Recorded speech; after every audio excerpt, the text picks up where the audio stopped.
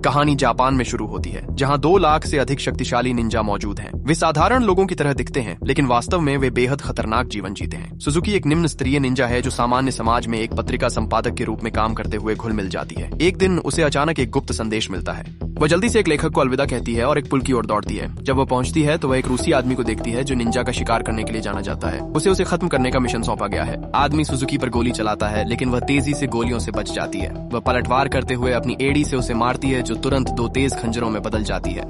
आदमी मुश्किल से हमले से बचता है और उस पर गोलीबारी जारी रखता है। सुजुकी फिर से बचती है और उस पर कई निंजा सितारे फेंकती है। फिर वह दूरी कम करती है और उसकी ज्वेलरी पर लात मारती है। उसके प्रयासों के बावजूद वह आदमी अजेय बना रहता है। सुजुकी की इलेक्ट्रिक बैटन भी उस पर असर नहीं करती और वह उसे जमीन पर गिरा देता है। एक और निंजा दूर से लड़ाई देख रहा है। उसका नाम काटो है, जो एक उच्च स्तरीय निंजा है। वह आदमी पर गोली चलाने ही वाला होता है कि तभी एक टूथपिक उसके हाथ में चुभ जाती है। जैसे ही वह मुड़ता है, वह देखता है कि एक युवा व्यक्ति उसकी ओर दौड़ रहा है। यह युवा व्यक्ति भी एक निंजा है जिसका नाम कुरो है। कुरो आसानी से रूसी व्यक्ति को हरा देता है और उसे गला दबाकर खत्म कर देता है। इसके बाद वह सुजुकी से कहता है कि वह जा रहा है और वह बाकी का काम संभाल सकती है। सुजुकी हैरान रह जाती है। वह सोचती है कि ऐसा कौन सा व्यक्ति होगा जो चला जाएगा और अपने कार्यों का श्रेय किसी और को लेने देगा। कुरो शांतिपूर्वक जवाब देता है कि वह ज्यादा काम नहीं करना चाहता और बस घर जाकर सोना चाहता है। हालांकि कुरो बहुत कुशल है, वह बेहद आलसी भी है। वह चुपचाप वहाँ से चला जाता है। कुरो एक पुराने और सस्ते घर में अकेला रहता है। जब वह घर पर बोरियत महसूस करता है तो वह एक तीलियों को इतनी जोर से फूंकने का अभ्यास करता है कि उसे तीर की तरह इस्तेमाल कर सके। अचानक कोई चुपचाप उसके कमरे में प्रवेश करता है। ये उनके वरिष्ठ काटो हैं, जो उन्हें एक मिशन सौंपने आए हैं। द्वितीय विश्व युद्ध के बाद एक समूह विद्रोही निंजा ने एक खतरनाक संगठन बनाया जिसे अंडरग्राउंड निंजा के नाम से जाना जाता है। खुफिया रिपोर्टों के अनुसार उन्होंने जॉन हाई स्कूल में घुसपैठ की है और उस पर नियंत्रण कर लिया है।